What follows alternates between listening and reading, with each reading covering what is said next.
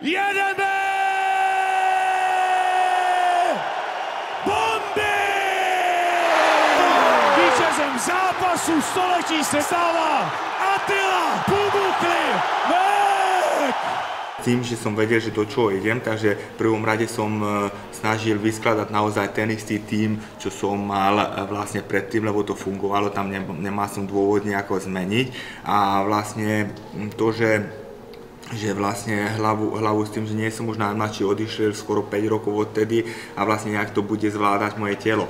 Takže ja si myslím, že zatiaľ mi telo slúži, všetko dobre a myslím, že prispelo ten oddych, tie 4 roky, že som vlastne nebol v tej tréningovej procese jak teraz, ale samozrejme neležal som 4 roky, že som len papkal a toto, že som nič nerobil, ale vlastne každý deň som mal nejaký tréningový program a takisto som mal 3 boxerské zápasy, takže som mal nejaké tie výzvy a takto a vlastne teším sa na to, že dám zase do toho na 100% a ukážem sám sebe, že mám na to, aby som sa dal do tej formy a urobil som výkon, aby som bol spokojný ja s mojím celým týmom. Je na stole varianta, že by si absolvoval nějaký přípravný kemp v zahraničí, ať už je to Polsko nebo... No určite, že nie, lebo tým pádom, že prvý kemp som mal takisto nastavené na Slovensku doma a vlastne všetko bolo prispôsobené ku mne, na mňa a vlastne keby idem hocikam do cudzinca, tak vlastne tam som len jeden z ostatných cudzincov a tam som len taký, že pomocný pre niekoho, takže tam nebudú mi venovať ten 100% čas a pozornosť, takže za mňa nie je to praktické, aby som odtiaľ odišiel, aby som tam vyskúmal, že čo ako funguje, kto je aký tréner, to je strata času pre mňa, kde sa jak stravuje a takto a vlastne tu mám všetko uverené, takže nemám dôvod ísť preč a druhá strana, že mám vlastne mám už rodinu odtedy a proste nechcel by som odísť od rodiny, takže vlastne pre mňa je to úplne pohodlné, všetko je prispôsobené na mieru, na mňa, takže nemám kam odísť.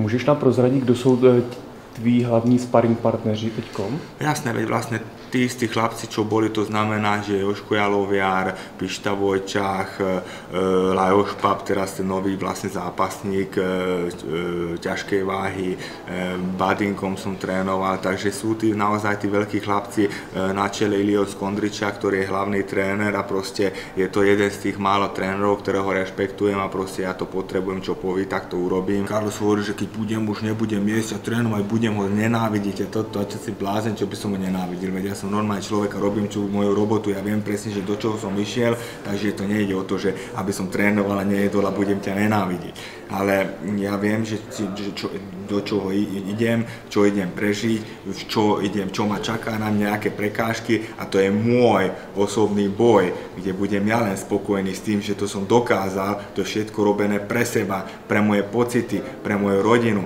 takže tu som ja, tu on vôbec nie, on je len tam jeden panáčik, ktorom musím prejsť a vlastne to je boj osobný medzi so mnou a so mnou. Teďkom absolvuješ opravdu náročnou přípravu. Přemýšlíš třeba i nad tím, že by si tu přípravu potom využil pro další zápasy, ať už by to bylo třeba v boxu ke konci roku, dejme tomu?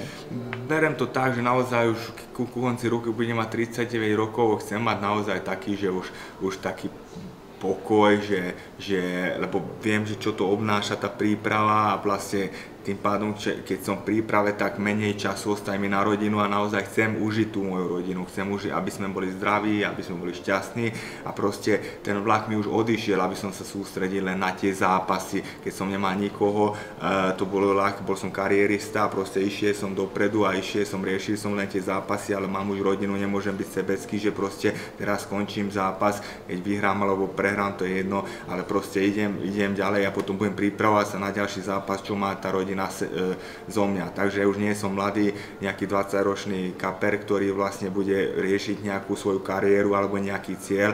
Mám 39 rokov a došiel nás čas na to, aby som riešil rodinu, aby som riešil to, čo som vybudoval a užil to celé ovocie celého.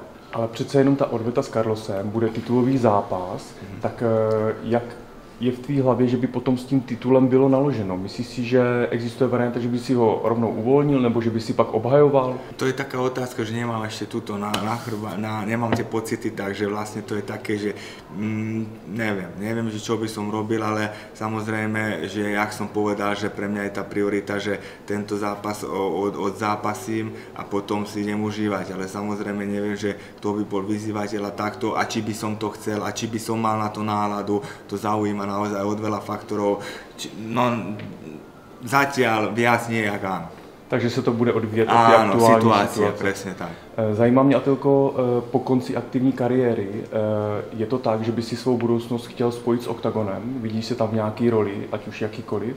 Ja som vlastne od začiatku sa cítim, že som patrím Oktagon rodine, že vlastne ma prijímali, že vlastne ja keby som aj ja jeden z nich, to znamená, že vidíme aj tam na tých Oktagonoch, že sedí Ondro, Palo, ja, že jak keby som majiteľ, a to je pre mňa veľká česť, že pustili tam vlastne medzi sebou a proste vedia, že odkiaľ prišli, takisto aj viem, že ja som odkiaľ prišiel, my sa naozaj poznáme od samého začiatku a proste to je pre mňa najviac. A vlastne robievam aj tie champcampy na Slovensku, čo 5-krát robím, a tam je tiež Oktagon partnerom, takže vlastne takto spolupracujeme a budem s nimi, dúfam, že do konce života. Od prvního zápasu s Carlosem už uplynulo 4,5 roku.